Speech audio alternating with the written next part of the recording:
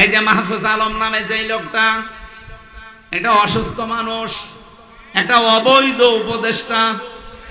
এই জন্য আমার প্রথম কথা কি ছিল যে উপদেষ্টা পরিষদ পুরাটা ভেঙ্গে দেন, কোনো দরকার নেই ছাতাগুলো চেয়ারে বসিয়ে টাকা দেওয়া।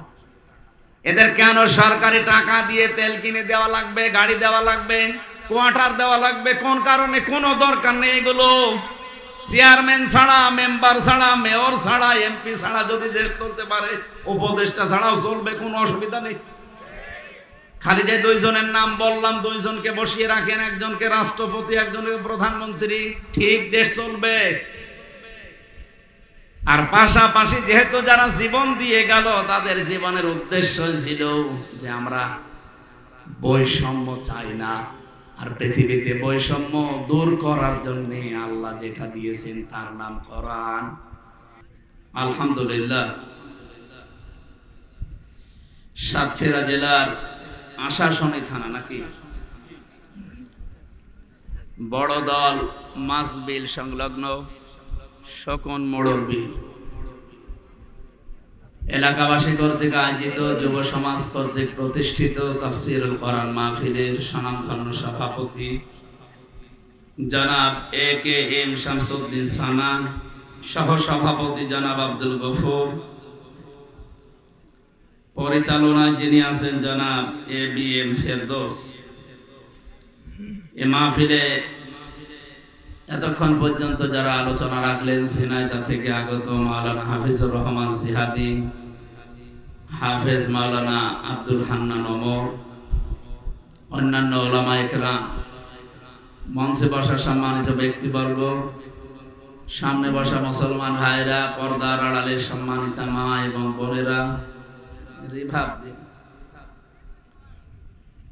প্রাণপ্রিয় সাতক্ষীরাবাসী, আল্লাহর দরবারে শুকরিয়া জানাচ্ছি দল মত নির্বিশেষে যিনি আমাদেরকে অনুষ্ঠানে নিয়ে এসেছে। আলহামদুলিল্লাহ। পৃথিবীতে আল্লাহ রাব্বুল আলামিন সবচাইতে বেশি খুশি হন চারটা জিনিস দিয়ে, আর মানুষ বেজার হয় এই চারটা জিনিস পেয়ে। আপনাকে শুনতেছে? এক নম্বরে কন্যা সন্তান। কন্যা পেলে পৃথিবীর মানুষের স্বভাব ওয়াইদা বুশিরা আহাদুহুম বিল উনসা যাল্লা ওয়াজহুহু মুসওয়াদ্দা ওয়া হুয়া কাযীম। এটা চলে আসছে আবহমান কাল থেকে।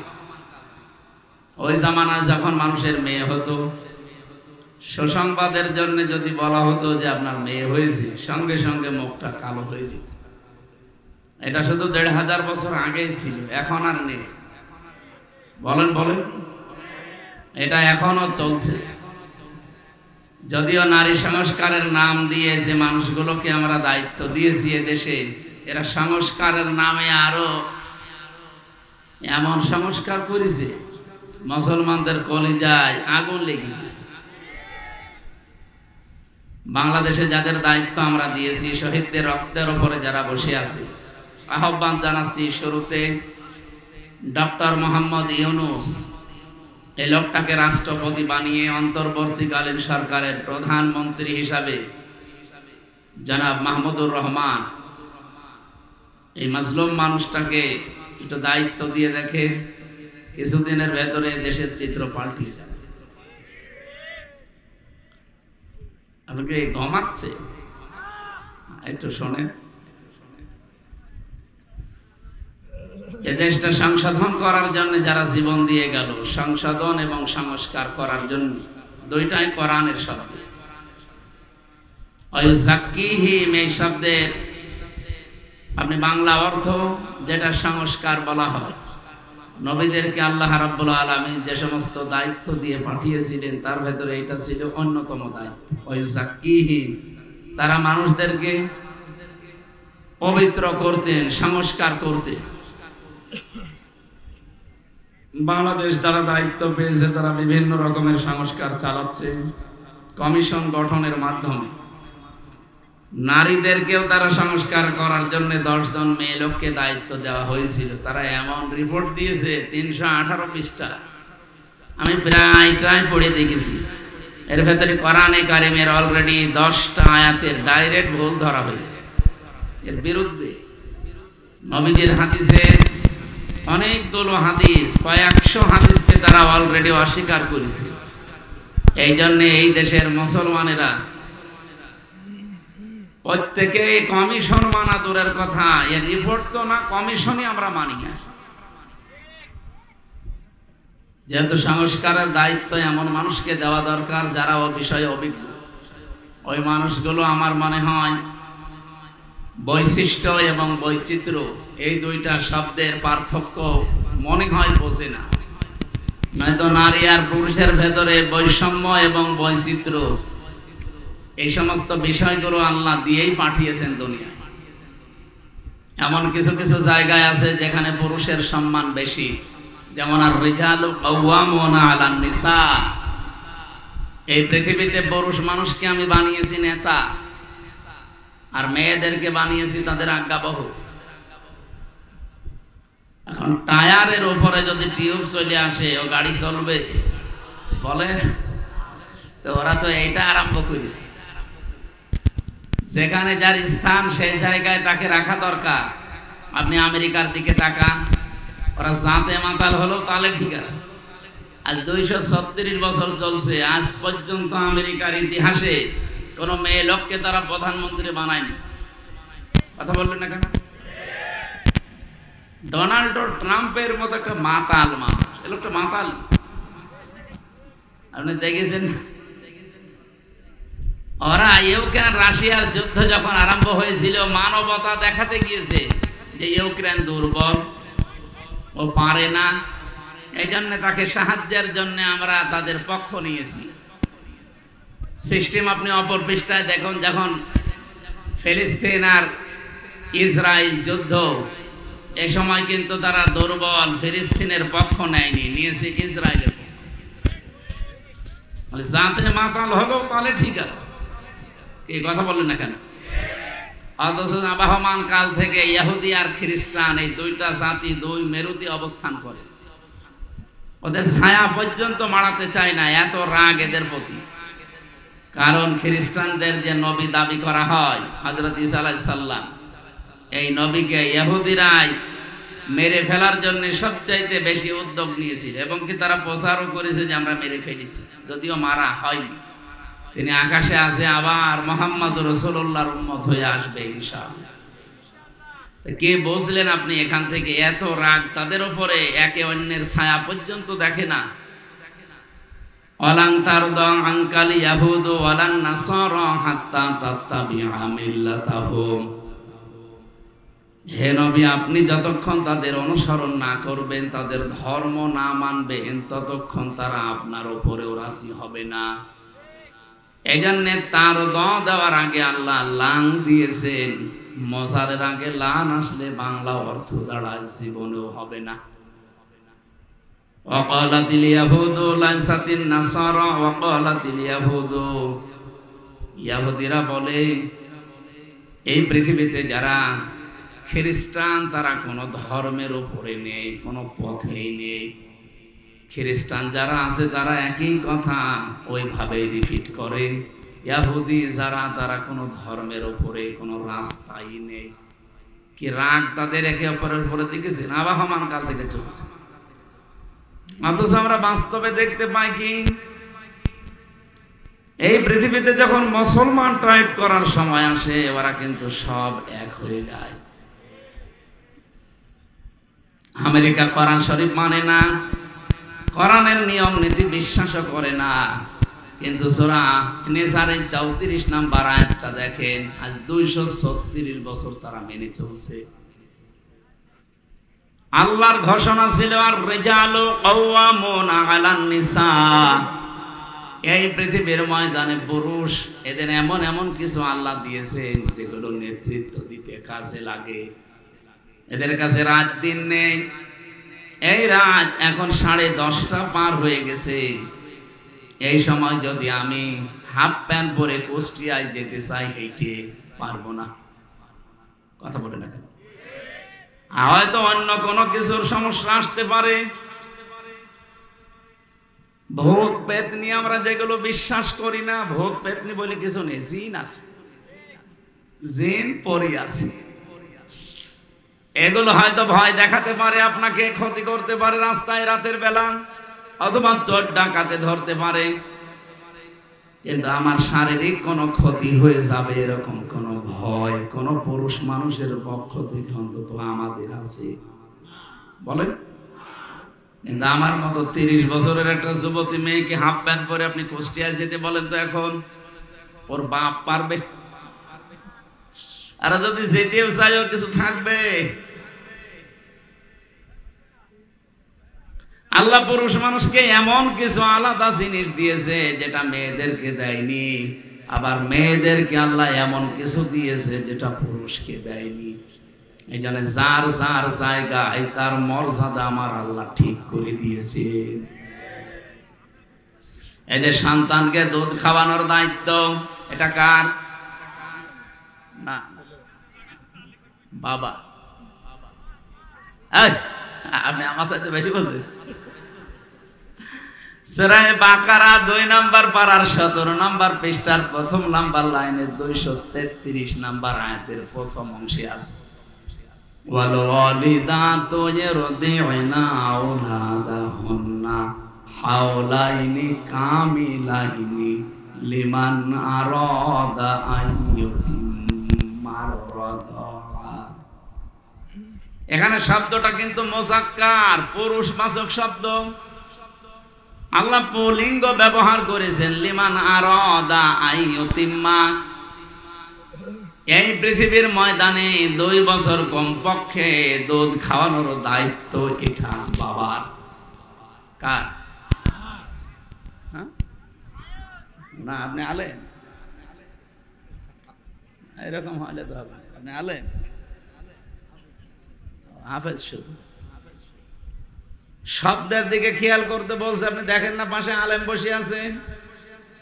লিমান আরাদা আইয়ুতিম্মার রাদা, এ শব্দটা মুযাক্কার, পুরুষ শব্দ। দুধ খাওয়ানোর কথা বলে আল্লাহ পুরুষের নাম দিলেন কেন? পৃথিবীতে কোন পুরুষ দুধ খাওয়াতে পারে? আল্লাহর এই আয়াতটা মিথ্যা? না মানে আপনাকে ঠিক করে দেওয়া লাগবে বলে। এই জন্যই তাফসীর মাহফিলে আসতে হয়।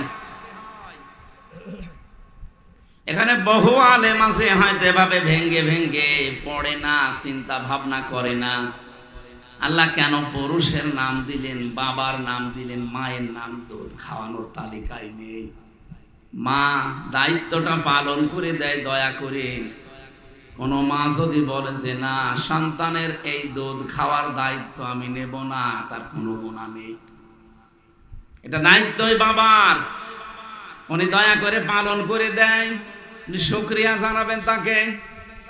এমনকি কোন মা যদি এখন আওয়াজ তোলে যে এই সন্তানের দুধ আমি আর খাওয়াবো না, এটা বাবার, আমি যদি দুধ খাওয়িয়ে দেই তাহলে 5 লাখ টাকা দেওয়া লাগবে 2 বছরে, আপনাকে তাই দেওয়া লাগবে। মনে হয় এটা মাইকে বলা ঠিক হইল না। আমার ছোট মেয়ের বয়স এখন 7 মাস। ম্যাডাম যদি এখন শুনে বলে যে হুজুর আসুক, আমি ধরা খেয়ে যাব না?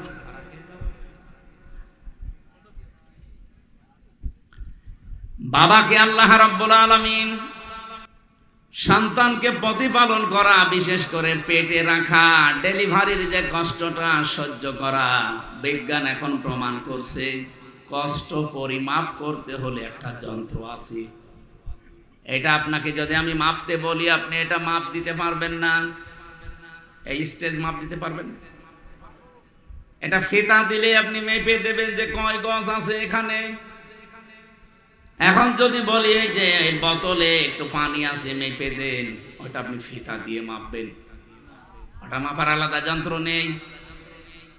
লিটার লাগবে, ওইটা সিসি লাগবে।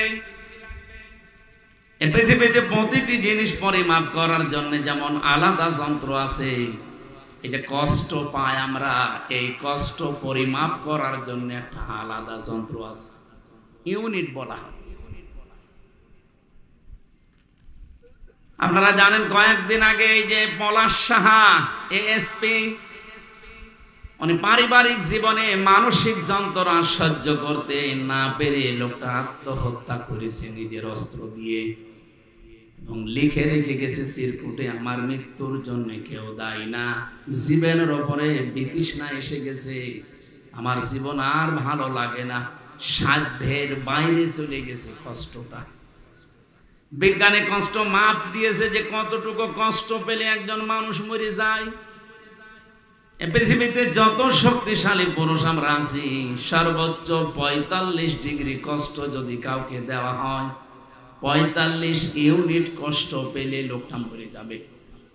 শখে হোক আর কষ্টে হোক, ভেতরে তার আর সহ্য করার মতো কোনো ক্যাপাসিটি 3.5 হাত বডিতে 2 কোটি কোষ আছে, এই কোষগুলো আর ধারণ করতে পারবে না, শেষে মরে যাবে। কিন্তু মেয়েদেরকে এই যে সন্তান জন্ম দেওয়ার সময় যে কষ্টটা তাদের সহ্য করা লাগে, বিজ্ঞান প্রমাণ করেছে এক একটা মায়ের ডেলিভারির সময় কষ্ট সহ্য করা লাগে 57 ইউনিট। পলাশ সাহা মরে গেছে 45 ইউনিটের ওপরে কষ্ট পেয়েছিল, শক খেয়েছিল, এই জন্য মরে গেছে। আর পারিবারিক জীবনের এখন সব কিছু বের হচ্ছে। আমার মনে হয় এখানে অনেকেই পলাশ সাহার স্ত্রী এবং মায়ের মতো মানুষ মহিলা প্যান্ডেলে আছে, এবং আমরা অনেকে পলাশের মতো আছি। আজ হাজারো পরিবারে মানুষ মানসিক যন্ত্রণায় রোগী হয়ে যাচ্ছে, এমনকি ধুকে ধুকে মরে যাচ্ছে। সম্মানিত মা বোনেরা যেখানে এসেছেন বসেছেন, শুধু নামাজ পড়া, রোজা রাখা, কালো বোরকা পরা আপনাদের ইবাদত না। শাশুড়ি যারা এসেছেন হাতে পায়ে ধরে বলছি, একটু স্যাক্রিফাইস করবেন পুত্রবধূটার জন্য। আপনার পুত্রবধূ যদি ভালো থাকে, আপনার ছেলে ভালো থাকবে। এক কথা বলো, বউ যারা এসেছেন এই পৃথিবীতে সবচাইতে দামি একজন মানুষের কাছে, যেহেতু আল্লাহ রাসূলের পরে তার মা, এই জায়গায় আপনাকেও সেনসিটিভ থাকা লাগবে। কিছু হলে খালি স্বামীর কানে তুলে দেবেন, কিছু হলে স্বামীর কানে তুলে দেবেন। আরে ভাই, সন্তান আমরা যা হই না কেন, পৃথিবীর যত খারাপ ছেলে হোক, দুনিয়ার সব ছেড়ে দেওয়ার মতো মন তার আছে, মার বাবাকে এসে জীবনেও ছাড়তে চায় না। কিন্তু বাধ্য হওয়া লাগে অনেক ক্ষেত্রে। এই পৃথিবীতে এমন স্বামী নেই। এই কথা বলছেন না? এই জন্য যারা বসে আছেন মনে করেন আমি নামাজ পড়ি 5 ওয়াক্তের জায়গায় তাহাজ্জুদ মিলে 6 ওয়াক্ত, আমি রোজা রাখি, নফল রোজা মিলে কত রোজা, আমি পর্দায় থাকি, কালো বোরকা পরি, পর পুরুষের সাথে দেখা করি না, আমি জান্নাতে যাব না। মানে কে বলেছে আপনি জান্নাতে যাবেন? পারিবারিক জীবনে আপনি পুত্রবধূর উপর অত্যাচার করে আপনি অলরেডি জালেম হয়ে গেছেন। এরকম শাশুড়ি নেই? ছেলে যদি বৌমাকে একটু বেশি কেয়ার করে, একটু খেয়ালে রাখে, একটু ভালোবাসা বেশি দেয়, অনেক মা সে সহ্য করতে পারে না, উল্টা পাল্টা কথা ছড়ায় যে আমার এই ছেলেটা বৌমা দখল করে নিয়েছে। বৌমা, আপনার তো সেজদায় পড়ে থাকার কথা যে আপনার ছেলেটা অন্তত আপনার বৌমা নিয়ে ব্যস্ত আছে, অন্য কোনো মহিলার সাথে লাইন করে না, বলেন। আর আপনি উল্টা পাল্টা কথা ছড়ান। মেয়েদের এই ছোট মনের কারণে আমার মনে হয়, আমি যতটুকু এই 3-4 দিন ধরে দেখছি, এই মেয়েদের ছোট মনের কারণে পলাশ সাহা মরে গেছে। আপনি চিন্তা করতে পারেন, একজন বিসিএস ক্যাডার, এএসপির মর্যাদা আছে বাংলাদেশে, তার কোন জিনিসের অভাব আছে আপনি বলেন? শুধু চোখ বন্ধ করলে প্রতিদিন 10-20 লাখ টাকা সে উপায় করতে পারে, শুধু চোখ বন্ধ করে রাখলে। এরকম একটা জায়গায় সে পৌঁছিয়েছে অলরেডি। একটা জেলার এসপির পরের দায়িত্বে তার, অথচ সে লোকটা নিজের অস্ত্র মাথায় লাগিয়ে নিজে বিদায় নিয়ে চলে যাওয়ার আগে লিখে গেল, আমার মৃত্যুর জন্য কেউ দায়ী না। এখন সব বের হচ্ছে দায়ী কে। আমি আশা করব মেয়েদের যে হিংস দিয়েছি, এত কষ্ট সহ্য হয় আপনাদের, তো পারিবারিক জীবনে এই ছোট মনের কারণে হাজারো স্বামী, হাজারো সন্তান আজ আমরা মানসিক রোগী হয়ে যাচ্ছি। এখানে মানসিক রোগী নেই? বলেন। একবার আসছিলাম রাঙ্গামাটি জেলা থেকে, কমিটির লোক আমারে বলছে, হুজুর রাতের বেলা যখন আসেন সকালে আপনাকে আমরা বৃদ্ধাশ্রম দেখাবো। নিয়ে গেল, সে দেখি কলেজের এক অধ্যাপক, বিসিএস ক্যাডার, ওর মায়ের পায়ের কাছে বসে ওর মা ওকে বলছে, বাবা আমি যখন মারা যাব আমার এই মাথার উপরে যে ফ্যান আছে এই ফ্যানটা পাল্টিয়ে নতুন ফ্যান লাগিয়ে দিবা। ছেলেটা বলছে, মা তুমি তো মরেই যাবে, তখন আবার ফ্যান কি হবে? মা বলে, বাবা আজ 3 মাস আমাকে এখানে রেখে গিয়েছো, 3 মাসের ভেতরে আসো না, আজকে এসেছো খবর দেওয়ার কারণে যে ফ্যানটা আমার মাথার উপরে আছে এটার ঘরে না। বহুবার এদেরকে বলেছি, এরা আমার কথাও শোনে না, কারণ যতটুকু টাকা দেওয়া হয় ততটুকু খেদমত পাওয়া যায়। যেহেতু টাকা পয়সা তুমি পরিমাণ দাওনি, এই জন্য ওরা ওই পরিমাণ খেদমত সেবা আর দেয় না। কিন্তু আমার বিশ্বাস, তুমি আমার সাথে যা করলে, তোমার সন্তানও বড় হচ্ছে, কিছুদিন পরে তোমার এই জায়গায় রেখে যাবে। কিন্তু তোমার তো ফ্যান ছাড়া ঘুম হয় না। ছোটবেলা থেকেই আমি তোমাকে কি কষ্ট করে বাতাস দিয়ে ঠান্ডা করে আমি মানুষ করেছি, আমি জানি। এই জন্য তোমার আগাম কষ্টের কথা জানিয়ে দিলাম, ফ্যানটা পাল্টিয়ে দিও, তোমারই ভালো হবে। ওই অবস্থা বলতে বলতে দেখি লোকটার হাতের উপরে ওর মা মরে গেল, হাও মাও করে কাঁদছিল। আমারে দেখে বলছে, হুজুর আমার উপরে খারাপ ধারণা করবেন না, এ দোষ শুধু আমার না, এ দোষ আমার স্ত্রীর। আমার 2টা ছেলে মেয়ে আছে, বারবার স্ত্রী আমাকে বলে, বুড়ি যদি বাড়ি থাকে আমি তোমার ভাত খাবো না, হয় একে রাখবা না আমারে রাখবা। শেষ পর্যন্ত আমি আর সহ্য করতে না পেরে 3 মাস আগে রেখে গিয়েছিলাম। বাবা আমার প্রায় 10-12 বছর আগে মারা গেছে। আজকে আমার হাতের উপরে মাটা মারা গেল। পৃথিবীতে এখন আমাকে নাম ধরে ঢাকার মতো আর কেউ নেই। সাতক্ষীরাবাসী, আমার তো মনে হয় শুধু কলেজের ওই অধ্যাপক না, এখানে অনেক স্বামী আমরা ঠিক ওই রকম অসহায় বসে আছি। সম্মানিত মা বোনেরা, আমি আশা করছি আপনারা মনটা একটু ন্যারো মাইন্ডের করবেন না, ব্রড মাইন্ডের উদার করবেন। একটু ছাড় দেওয়ার মন মানসিকতা তৈরি করেন, দেখবেন পরিবারটা, আরে ভাই না খেয়ে তো কেউ মরে যায় না। শুধুমাত্র আপনার এই ছোট মনের কারণে অসুস্থ হয়ে আমরা কবরের দিকে চলে যাই।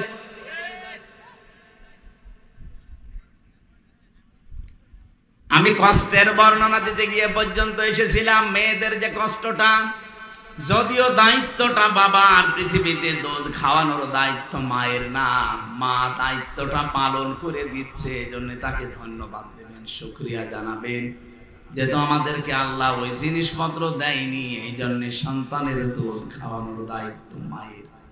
যদি আমাদের এটা দিত, আমাদেরই পান করানো লাগতো, কারণ লিমান আরাদা এটা মোজাক্কার শব্দ। সাতক্ষীরাবাসী, এবার আসেন যে কথা বলতে চাই, মায়ের এই কষ্টের পরে 3 নম্বরে দুনিয়াতে কমপক্ষে দুধ খাওয়ানো লাগে 2 বছর। পেটে নেওয়া, ডেলিভারির কষ্ট, দুধ খাওয়ানো, তামাম দুনিয়ায় এত কষ্ট কোনো পুরুষ মানুষ আজ পর্যন্ত করে নাই, করেছে? তার জায়গাটা আমার আল্লাহ আলাদা করে দিলেন 2 জনের। মায়ের জায়গা আলাদা, বাবার জায়গা আলাদা। মায়ের মর্যাদা 3 গুণ আমার আল্লাহ বাড়িয়ে দিয়েছেন কোরআনে কারিমে সূরা আহকাফের 15 নম্বর আয়াতে। হামালাতুহু উম্মুহু কুরহা ওয়া ওয়াদাআতুহু কুরহা ওয়া হামলুহু ওয়া ফিসালুহু 30 শাহরা। এখানে 3টা কষ্টের কথা আছে। তোমার মা তোমাকে কষ্টের মনে কষ্ট সহ্য করে পেটে বহন করেছে, ডেলিভারির কষ্ট সহ্য করেছে, এমনকি 30 মাস কি 24 মাস পর্যন্ত তোমাকে পেটে নেওয়া আর দুধ খাওয়ানো, এগুলো মেরে প্রায় 30 মাস তোমার পেছনে শ্রম দিয়েছে। সালাসোনা শাহর, 30 মাস। আমি যে কথা এখান থেকে আপনাদেরকে শিক্ষা দিতে চাই, এটা যেহেতু রেকর্ড হচ্ছে সারা বাংলাদেশে কালকে যাবে। জায়গা যেহেতু আলাদা, ক্ষেত্রটা আল্লাহ আলাদা করে দিয়েছেন, এই জন্য দায়িত্ব আমাদের আলাদা আলাদা। আমেরিকা কোরআন বিশ্বাস করে না, নবীজিকে বিশ্বাস করে না, ওরা প্রকাশ্য শত্রু মনে করে। কিন্তু দেখেছেন কোরআনের আয়াত থেকে এই শিক্ষাটা আজ 236 বছর ওরা মেনে চলছে। এই জন্য ওরা দাঁড়িয়ে গেছে, অন্তত অর্থনৈতিক ভাবে ওরা দাঁড়িয়ে আছে, সামরিক ভাবে দাঁড়িয়ে আছে, বিশ্বের মানচিত্রে আজ তারা মোড়ল। আর আমরা মুসলমানের আছে যেখানে আছি, দেখেন দাঁড়ানো দূরের কথা, উঠে বসতেও পারি নাই। তামাম পৃথিবীতে সবচাইতে বেশি নিগৃহীত, সবচাইতে বেশি অপমানিত, অপদস্থ, না খেয়ে থাকার তালিকায় যাদের নাম, তারা মুসলমান। কারণ নেতৃত্বের জায়গাটা যেখানে যাকে দরকার ওই জায়গায় আল্লাহর নিয়ম রাসূলের নিয়মটা আমরা মানি নাই। এই আয়াতের পক্ষে একটা হাদিস পেয়েছি, আল্লাহর নবী বলেন লা ইয়াফলিহা কওমুন আল্লাহু আমরহুম ইমরাতুন, বুখারী শরীফের হাদিস। নবীজি বলেন ওই জাতি কখনো সফল হচ্ছে না, হবে না, যে জাতি তার নেতৃত্বের দায়িত্ব কোনো মহিলাকে দিয়েছে। 54 বছর এই দেশটা স্বাধীন হয়েছে, বলেন তো দায়িত্বে যারা ছিল মহিলা বেশি না পুরুষ? আমরা দাঁড়াবো কি করে? আপনি কোরআনের বাইরে নিয়ম মেনে, হাদিসের বাইরে নিয়ম মেনে জীবনেও দাঁড়াতে পারবেন না। আমেরিকা কোরআনের নিয়ম মেনে দাঁড়িয়েছে, যদিও বিশ্বাস করে না। হ্যাঁ, মেয়েদের যে সম্মান মর্যাদা, এ পৃথিবীতে যত রহমত আল্লাহ দিয়েছেন, 1 নাম্বার রহমতের নাম হচ্ছে কোরআন, 2 নাম্বার রহমতের নাম নবী মুহাম্মদুর রাসূলুল্লাহ, 3 নাম্বার রহমতের নাম এসেছে মেয়ে লোকের, তার মানে মা। সুবহানাল্লাহ বলতে পারেন? এ মায়ের পেট থেকে যারা আমরা আসি, নারী হোক আর পুরুষ হোক, হাদিস বলছে কোন পুরুষ মানুষ যদি মায়ের পেট থেকে ঘরে আসে, ওই ঘরে রহমতের ফেরেশতা আসে, কথা কোরআন হাদিসে নেই। আছে? নেই। কিন্তু কোন মেয়ে যদি আসে, সঙ্গে সঙ্গে 4 জন রহমতের ফেরেশতা আল্লাহ পাঠিয়ে দেয়। 4 জন এসে এই মেয়েটার মাথার উপরে হাত বোলাতে থাকে, ডাক দিয়ে বলে দুর্বল দেহটা একটা দুর্বল দেহ থেকে বের হয়ে এসেছে, এই মেয়েটার উপরে যারা 3টা দায়িত্ব পালন করবে, 1 নম্বরে তাকে ভালোবাসবে, 2 নম্বরে তাকে শিক্ষা দিয়ে তার পেছনে খরচ করবে, 3 নম্বরে তাকে সৎ পাত্র দেখে পাত্রস্থ করবে, কিয়ামত পর্যন্ত আল্লাহর রহমত তার সাথে থাকবে। কথাটা আপনি একটু খেয়াল করেন, আল্লাহর নবী কিন্তু বলেন নাই যে মরণ পর্যন্ত তার সাথে আল্লাহর রহমত থাকবে না। ইলা ইয়াউমিল কিয়ামাহ, কিয়ামতের ময়দানেও যদি এই মেয়ের, এই কন্যার, এই বোনের যারা দায়িত্বে আছে, এই গার্জিয়ানরা বিপদে পড়ে যায়, এই মেয়ে লোকটার কারণে কিয়ামত পর্যন্ত আল্লাহ বাঁচিয়ে দেবে। আপনার 10টা ছেলে আছে, এখানে মেয়ে লোক হলে আপনি রাগ করবেন না। হযরত ওমর বলেন যে বাড়িতে একটা মেয়ে আছে, ওই বাড়িতে জান্নাতের একটা টুকরা আছে।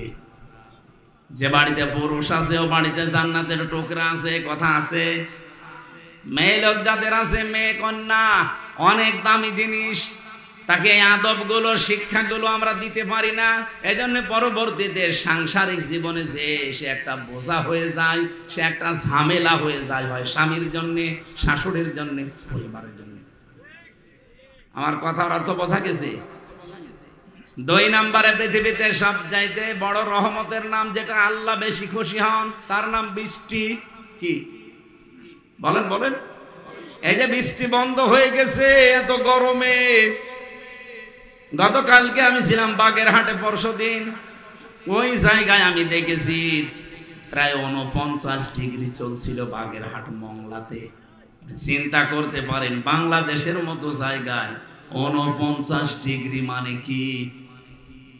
সৌদি আরবে 42, 43, 45 ডিগ্রি হলেই মানুষ আর বাইরে বের হতে চায় না। পরশুদিন দেখলাম চুয়াডাঙ্গায় কে যেন উঠানের উপরে ডিম ভেজে খাচ্ছে এই সূর্যের আলোতে। কি তাপ! আল্লাহ রাব্বুল আলামিন বলেন পৃথিবী যখন গরম হয়ে যায়, অস-সামাই যাতির রাজি'i ওয়াল আরদি যাতিস সাদি'i ইন্নাহু লাকাউলুন ফাসল ওয়া মা হুয়া বিল হাযলি। ওই আকাশের কসম, যে আকাশ পানি ধরে আছে, বৃষ্টি ধারণ করে আছে, ওই আকাশের কসম, এবং জমিনের কসম, যে জমিন বৃষ্টির পানিগুলো নিজের বুকের ভেতরে নিয়ে রেখেছে। আকাশ যদি বলতো না এই পানি আমি নেব না, ছেড়ে দিলাম, জমিন যদি বলতো না আমি বুকের ভেতরে এগুলো রাখবো না, উগরিয়ে দিলাম, জমিনে বসবাস করা আমাদের জন্য বড় কঠোর হয়ে যেত। মাঝে মাঝে নিতে চায় না, যখন দেখেন না বন্যা চলে আসে। এই সাগর থেকে হালকা সুন্দরবন এলাকা থেকে একটু যদি জলোচ্ছ্বাস কয়েক হাত উঁচা হয়ে আসে, আমার মনে হয় আশপাশ জেলাগুলো সব পানির নিচে চলে যাবে। আল্লাহ পাক বলেন বৃষ্টি এটা আমার রহমত, আকাশ থেকে আমি আল্লাহ এটা নাজিল করি, এটা আমি দিলে খুশি হয়। কিন্তু বহু মানুষ আছে এইটা পেলেও নারাজ হয়ে যায়। 3 নম্বরে আমি বেশি আল্লাহ দিলে খুশি হয় রোগ ব্যাধি। কি আমরা নারাজ? আরে ভাই, রোগ ব্যাধি আপনি বোঝেন?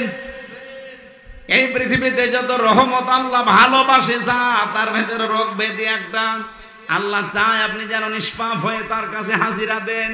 যেভাবে নিষ্পাপ বানিয়ে আল্লাহ পাঠিয়েছিলেন আপনাকে, ওইভাবে করে নিতে চায়। এই জন্য দুনিয়ায় কোনো ছোটখাটো অপরাধ হয়ে গেলে রোগ ব্যাধি, রোগ শোক দিয়ে ওগুলো পুরাটা পরিষ্কার করে আপনাকে নিতে চায়। এই জন্য ইমানদারের যদি জ্বর হয় তার গুনাহ মাফ হয়, ও যদি হোঁচট খেয়ে পড়েও যায় তার গুনাহ মাফ হয়। সুবহানাল্লাহ বলতে পারেন না? যাদের রোগ শোক হয় রাগ করবেন না, আল্লাহর উপরে বিরক্ত হবেন না। আরে ভাই, দুনিয়ার এই ছোট্ট জীবনে যা হয় হয়ে যাক, আমার বিশাল জীবন পড়ে আছে যার শুরু হবে কোনোদিন শেষ নেই। 4 নম্বরে আল্লাহ সবচাইতে বেশি ভালোবাসে ওই জিনিস, তার নাম মেহমান। কি বললাম? মেহমান পাঠালে আল্লাহ খুশি হয়। আর আমরা 4টা জিনিস আল্লাহর নবী বলেন এই পৃথিবীতে আমার আল্লাহ বেজার হয় কিন্তু মানুষ খুশি হয়। তার 1 নম্বরে যৌতুক। এলাকায় তো নেই। যৌতুকের টাকা খাওয়ার পায়খানা খাওয়া সমান কথা না। পায়খানা খেলে 1টা গুনাহ হবে, কবিরা গুনাহ। আর যৌতুকের টাকা যদি কেউ নেন 2টা গুনাহ হবে। 1 নম্বরে জুলুমের গুনাহ, 2 নম্বরে কবিরা গুনাহ। যে 99টা কবিরা গুনার তালিকা আছে, যৌতুক তার ভিতরে 1 নম্বরে। এটা হিন্দুদের জীবন থেকে এসেছে, ওদের ধর্মীয় রীতিনীতি। সাতক্ষীরাবাসী মুসলমান আমরা এখানে বেশি, সুতরাং আজকে থেকে আপনি নামাজ যারা পড়েন, আল্লাহ রাসূল বিশ্বাস করেন, তাওবা করেন যে জীবনে কোনোদিন আর আত্মীয় স্বজনের ভেতরে যৌতুক থাকলে আমি ওখানে নেই। যৌতুক থাকলে সে নিজের আপন ভাইয়ের মেয়ের বিয়ে হোক আপনি বাদ দিয়ে দেবেন, যেভাবেই হোক এই যৌতুক প্রথা তুলে দেওয়া লাগবে। এটার জন্য যারা সামাজিকভাবে, পারিবারিকভাবে, রাষ্ট্রীয়ভাবে চিন্তা ভাবনা করবে, কারণ সবচাইতে বেশি নারাজ আল্লাহ যৌতুক নিলে হয়ে যায়, আর সবচাইতে বেশি খুশি হয়ে আমরা এই যৌতুক পেলে। না এলাকায় যৌতুক নেই? যৌতুকের টাকা নিয়েছেন কারা কারা? হাত তোলেন তো। আন্দাজে বললেন যে আছে, আমি তো জানি সাতক্ষীরা এসব নেই। আরে ভাই, আপনি কি নামাজ পড়েন আমি তো বুঝি না, কিসের রোজা রাখেন? এটা যদি আপনি হারামটায় খান, তাও পায়খানা খাওয়ার চাইতেও ডবল গুনাহ। বলেন নাউজুবিল্লাহ। 2 নম্বরে বিশ্ব নবী বলেন এই পৃথিবীতে আল্লাহ সবচেয়ে বেশি নারাজ হয় গীবত করলে, আর মানুষ গীবত করে খুব খুশি। গীবত মানুষের কাছে ঘি ভাতের মতো লাগে। বাংলাদেশে গেবত আছে, সবচাইতে বড় অপরাধ গেবতের উপরে যেটা তহমত, ওইটা বেশি। এই কথা বলেন না কেন? এই বাংলাদেশে এখন সবচাইতে বেশি গেবতের চাইতে তহমতটা। এই যে মাহফুজ আলম নামে যে লোকটা, এটা অসুস্থ মানুষ, একটা অবৈধ উপদেষ্টা। এই জন্য আমার প্রথম কথা কি ছিল যে উপদেষ্টা পরিষদ পুরাটা ভেঙ্গে দেন, কোনো দরকার নেই ছাতাগুলো চেয়ারে বসিয়ে টাকা দেওয়া। এদের কেন সরকারি টাকা দিয়ে তেল কিনে দেওয়া লাগবে, গাড়ি দেওয়া লাগবে, কোয়ার্টার দেওয়া লাগবে? কোন কারণে? কোনো দরকার নেই এগুলো। চেয়ারম্যান ছাড়া, মেম্বার ছাড়া, মেয়র ছাড়া, এমপি ছাড়া যদি দেশ চলতে পারে, উপদেষ্টা ছাড়াও চলবে, কোনো অসুবিধা নেই। খালি যে দুইজনের নাম বললাম, দুইজনকে বসিয়ে রাখেন, একজনকে রাষ্ট্রপতি, একজনকে প্রধানমন্ত্রী, ঠিক দেশ চলবে। আর পাশাপাশি যেহেতু যারা জীবন দিয়ে গেল, তাদের জীবনের উদ্দেশ্য ছিল যে আমরা বৈষম্য চাই না। আর পৃথিবীতে বৈষম্য দূর করার জন্য আল্লাহ যেটা দিয়েছেন তার নাম কোরআন। ইন্নাল্লাহা ইয়া'মুরু বিল আদলি ওয়াল ইহসান। অবশ্যই আমি আল্লাহ তোমাদের সবাইকে নির্দেশ দিলাম ন্যায় বিচার কায়েম করো। কি বিচার? এই যে আদল শব্দটা আল্লাহ দিয়ে আরম্ভ করলেন, আদল কি? তাফসিরে আমি ফি জিলালিল কোরআন আর খাজেনে পড়েছি, আদল তিন প্রকার। মামানাল আদাল লুগাতান শারহান। এক নম্বরে মানুষ আদল করবে, ন্যায় বিচার করবে আল্লাহর সাথে, যেটা রূহের জগতে স্বীকৃতি দিয়ে এসেছিল। মানুষ সবাই আমরা বলে এসেছি আলো বালা, হে আল্লাহ তুমি আমাদের রব। এই কথাটা যেন মরণ পর্যন্ত ঠিক থাকে, এইটার নাম আল্লাহর সাথে আদল। কথা বোঝা গেছে?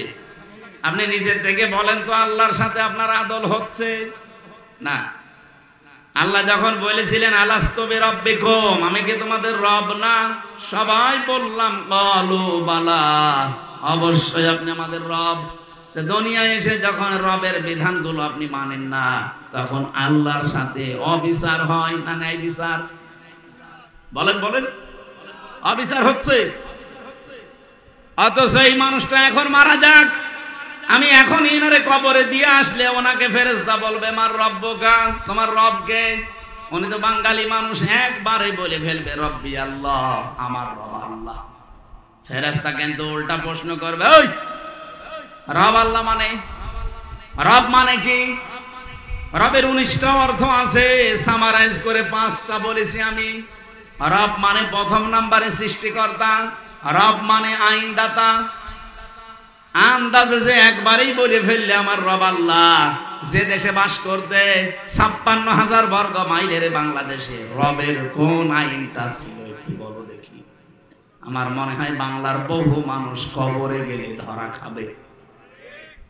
আমার কথা বুঝতেছে? হচ্ছে না আমাদের। আমি আপনাকে বাঁচাতে চাই, রব আগে ঠিক করেন। তাহলে আল্লাহর সাথে আদল 1 নম্বরে নেই, 2 নম্বরে রাসূলুল্লাহর সাথে আদল। আল্লাহর নবীর সাথে ন্যায় বিচার কি? বিশ্ব নবী তার 63 বছরের কমপক্ষে 23টা বছর আমাদের জন্য আদর্শ রেখে গেছেন। আপনি যদি আগের 40 বছর না মানেন অসুবিধা নেই, কিন্তু বাকি 23 বছর নবুয়তের জিন্দেগির 1 সেকেন্ডও যদি কেউ অস্বীকার করে, বলে না এত ঝামেলা করা যায়, সঙ্গে সঙ্গে লোকটা বেঈমান। বাংলাদেশে বহু মানুষ নবীজির 13 বছরের জীবন মানতে চায়, মক্কার জীবনটা, কিন্তু মদিনার জীবন উনি 10 বছর কোরআন দিয়ে রাষ্ট্র চালিয়েছেন। এটার কথা বললে কেমন যেন রাজনীতি মনে করে। আপনার 13 বছরের কথা বললে খুব ভালো লাগছে, ওই 13 বছর নবীজির জীবনী, বাকি 10 বছর নবীর জীবনে ছিল না।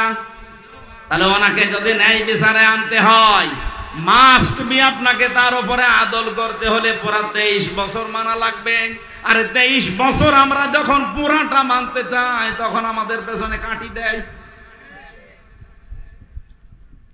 3 নম্বরে মানবতার সাথে ন্যায় বিচার হচ্ছে না, এটাও আমি যে তহমতের কথা তুললাম কেন জানেন? বাংলাদেশে একটা মাজলুম দল, আপনি কি মনে করেন আমি জানি না, জামাত ইসলামী একটা মাজলুম দল না? তাদের উপরে এই মাহফুজ আলম নামে এরা কোলাঙ্গারি বলা দরকার। এ শয়তান যে কথাগুলো লিখে লিখে পাঠাচ্ছে, একটাও কি এদের উপরে যায়? সবগুলো তার প্রতিহিংসা। এখন প্রমাণ পাচ্ছি সে নাকি লক্ষ্মীপুরে এমপি দাঁড়াবে, কিন্তু সেখানে যিনি আছেন তার আসনে তার ধারে কাছেও সে যেতে পারবে না। জামাত ইসলামী মনোনীত ওই জায়গায় যিনি আছেন ডক্টর রেজাউল করিম,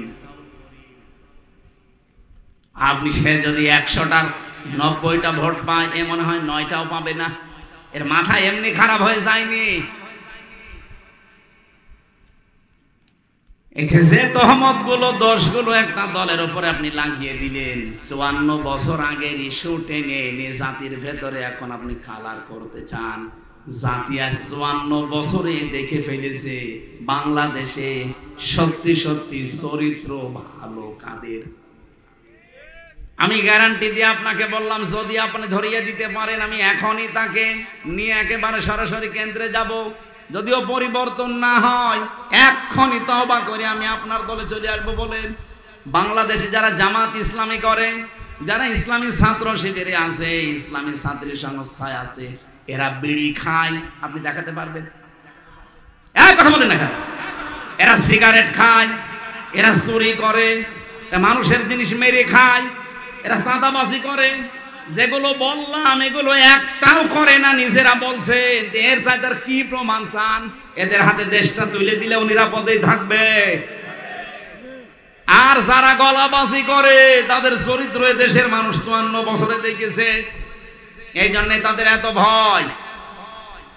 যাও মেলিক নিষিদ্ধের কথা আজ যারা বলে, 2 দিন পরে আমাদের নিষিদ্ধের কথা বলবে না, তার গ্যারান্টি আছে। এই জন্য আমরা এর পক্ষে নেই। ওরে শয়তান, আপনার চরিত্র এরকম করবেন আপনার মনে হচ্ছে যে জাতি তো আগেই বুঝে ফেলেছে। কয়েকদিন আগে একজন বলেছিল 15.5 বছরে তো কোরআনের অনুষ্ঠানগুলোতে অনুমতি চাইতে গেলে দিত, আর আমরা যদি কোনোদিন যেতে পারি অনুমতি দেব না। এই কথাটা আপনি আগেই বলে ফেললেন, কয়েকদিন পরে বলতে পারতেন না? ভোটটা হয়ে গেলে কথা বলেন না কেন? এটা যে কিছু হয় তার প্রমাণের সাতক্ষীরার কয়েকদিন আগে এক চেয়ারম্যান, ওরে প্রশাসনের লোক পর্যন্ত কি গাইল দিয়েছে দেখেছেন? বলেছে বিয়াদব, একটা বাটপার, আসলে একটা বাটপার। তাছাড়া মঞ্চে বসে আলেমের বিরুদ্ধে উল্টাপাল্টা কথা বলতে পারে, এটা বাটপার না? সাতক্ষীরার আলেম ওলামারা তার বিরুদ্ধে কি স্ট্যাটাস দেয়নি, প্রতিবাদ জানায়নি? আমরাও চাই এরকম বেয়াদবরা। এই জন্য তো মানুষ এখন সব বুঝে ফেলছে যে আরে ভাই এ কথা বলবেন আপনি নির্বাচনের পরে, আগেই বলে ফেললে মানুষ তো সব বুঝে ফেলবে। তহমত দেবেন না। যার যেই দোষ নেই ওই দোষ যদি তার উপরে চাপিয়ে দেন, এটা গেবত থাকে না, এটা কি হয়? আর বাংলাদেশে এটা বেশি হচ্ছে। আপনি নিজেই বললেন যে এদের ভেতরে চোর নেই, এদের ভেতরে বিড়িখোর নেই, এদের কি প্রমাণ চান আর বলেন? এই মানুষগুলো দায়িত্ব পেলে এরা চোর মুক্ত বাংলাদেশ গঠন করবে, এরা ন্যায় বিচার কায়েম করবে, কারণ এরা শপথবদ্ধ হয় এইটা পড়ে, ওলিন্না সলাতি অনুসুকি অমাহইয়া অমামাতি লিল্লাহি রাব্বিল আলামিন। এটা যদি না পড়ে, আপনি যারা আছে দায়িত্বে জিজ্ঞাসা করে দেখেন তো। এখানে যদি কেউ থাকে ওই রকম জিজ্ঞাসা করে দেখেন যে আয়াত তার পড়া লেগেছে কিনা, কেউ আছে? জিজ্ঞাসা করে। আর আপনি যেখানে সাপোর্ট করছেন সেখানে বলেন না সলাতি পড়া লাগে না, সেখানে পড়া লাগে বলেন না ছাগল। ছাগল নিয়ে আসে। আমার কথা একটু মন দিয়ে শোনেন। রব্বুল আলামিন কোরআনে কারিমে জানিয়েছেন, এই পৃথিবীতে সবচাইতে বেশি নারাজ হয় আমি, বেজার হয়ে যায় যখন মানুষ গীবত করে, তহমত করে, অথচ মানুষ এইটাকে সবচাইতে বেশি ভালোবাসে।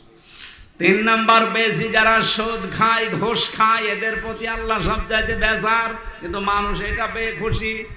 এখানে বহু মানুষ এমন বসে আছে যারা সুদের টাকা 1000 টাকা রেখে আসে, মাসে মাসে 100 টাকা বেশি দেয়। নাকি এরকম মানুষ সাতক্ষীরা নেই? যারা আছেন এই মুহূর্তে তওবা করেন, কারণ সুদের 1 টাকা খাওয়ার মায়ের সাথে জেনা করার সমান কথা। যারা করছেন এই মুহূর্তে সিদ্ধান্ত নিয়ে ফেলেন, আমি না খেয়ে মরে যাব, আমি ঘুষ আর সুদ খাবো না, ছেড়ে দেব। যারা রাজি আছেন একটু দেখে হাত তোলেন তো। আরে বাবা, কত সুদ করবো এলাকায়, এত সুদ খুব প্রায় লোকই দেখি ওই ধান্দায় আছে।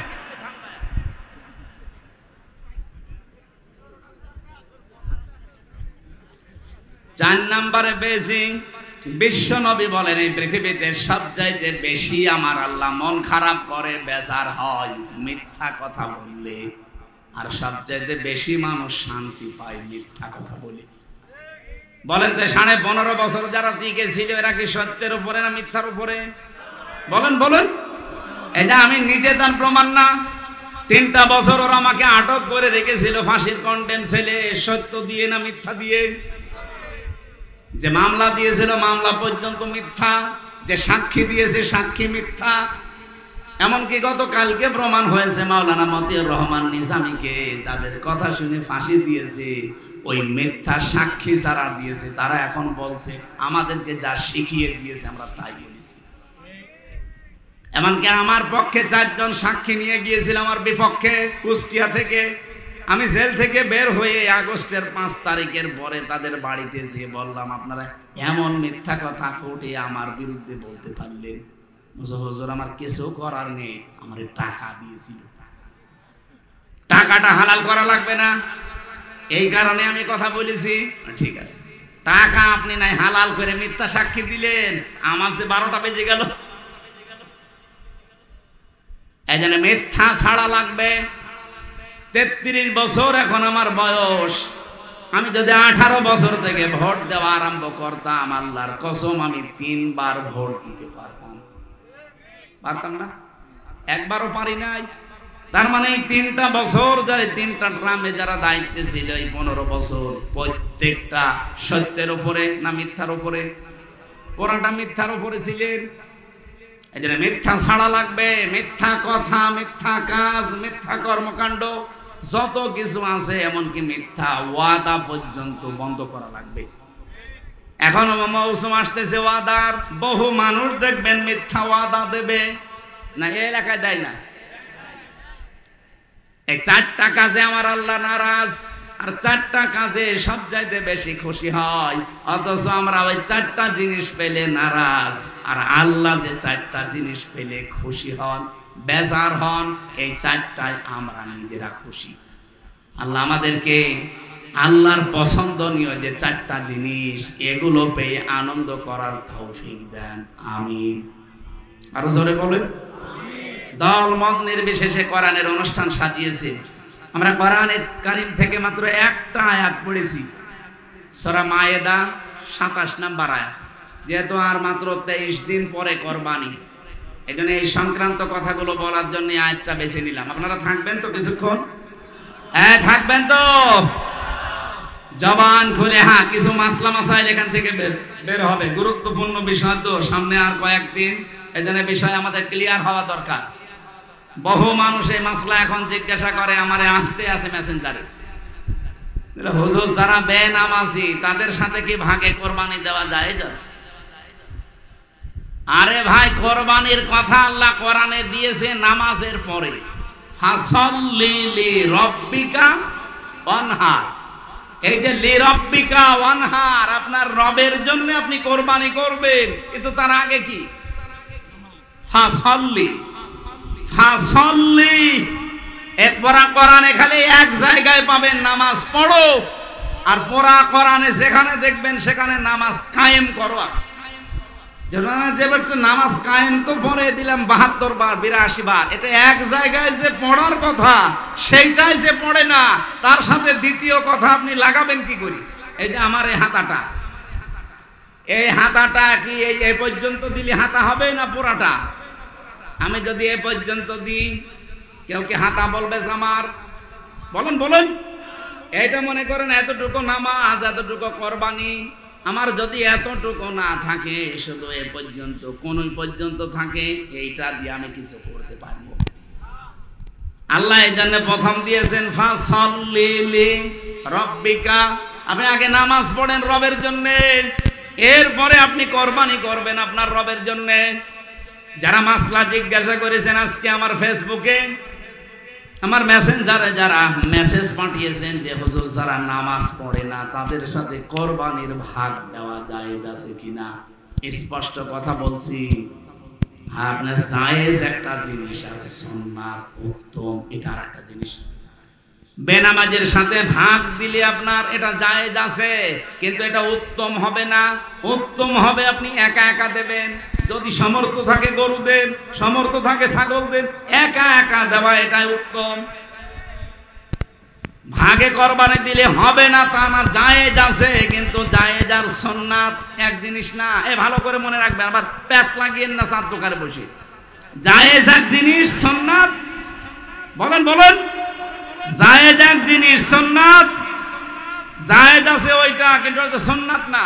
এই যে সন্তান হওয়ার পর 7 দিনে তার আকিকা দেওয়া এটা সুন্নাত, কিন্তু জীবনের যে কোনো সময় দিলে আদায় হবে এটা সুন্নাত না, এটা জায়েজ। কথা বোঝা গেছে? এখন মনে করেন এই ভাই উনি থাকে বিদেশে, সন্তান হয়েছে, উনি চলে গেছে মাসখানিক আগে, এখন যদি ওনার পরিবার মনে করে 7 দিনে কেবল গেল ওর বাবা, এখন দেব না, অন্তত 2 বছর পরে দেব যখন আসবে। আরে ভাই 7 দিনে আকিকা দেওয়া এটা সুন্নাত, কিন্তু বাবা থাকা সুন্নাত না। বাবা থাকা কি সুন্নাত? তাহলে আপনি বাবার জন্য আপনি সুন্নাতটা মাজ দেবেন কেন? হ্যাঁ জায়েজ আছে, জায়েজ একটা জিনিস, সুন্নাত আর একটা জিনিস।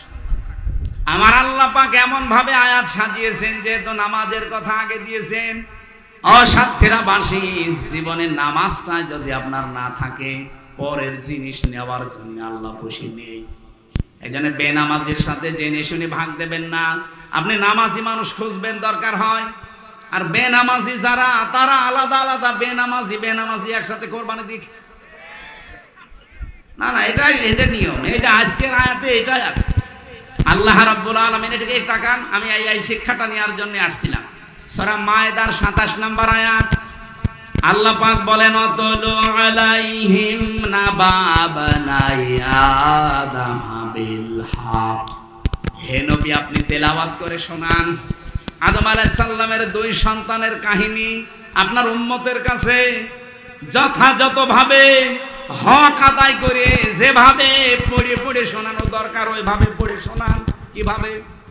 এবার আল্লাহ নিজে শোনাচ্ছেন, এদে করবা করবানান ফাতুকবিলা মিন আহাদিহিমা ওয়ালাম ইউতাকাব্বাল মিনাল আখার।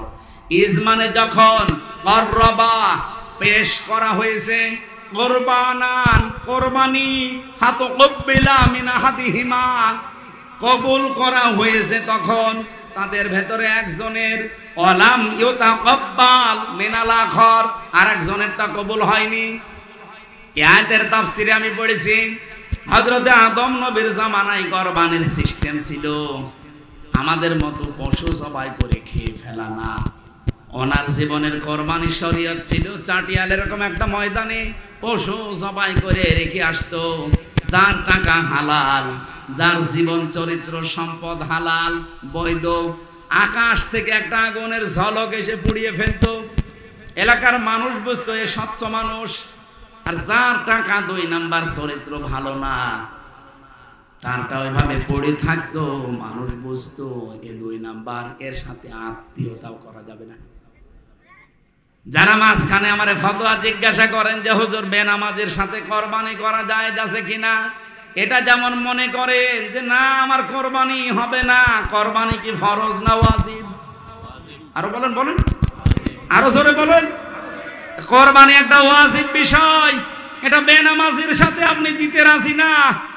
অথচ বিবাহ কোন সময় ফরজ, কোন সময় ওয়াজিব, কোন সময় সুন্নাত, কোন সময় মুবাহ, কোন সময় হারাম।